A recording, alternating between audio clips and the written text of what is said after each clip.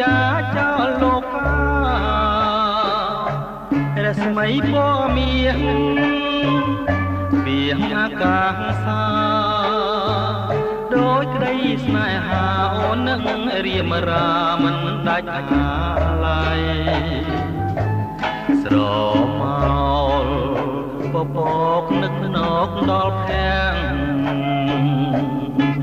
ស្រស់កែវលាងត្រួយហាងរតីភក្ត្រាប្រព្រឹម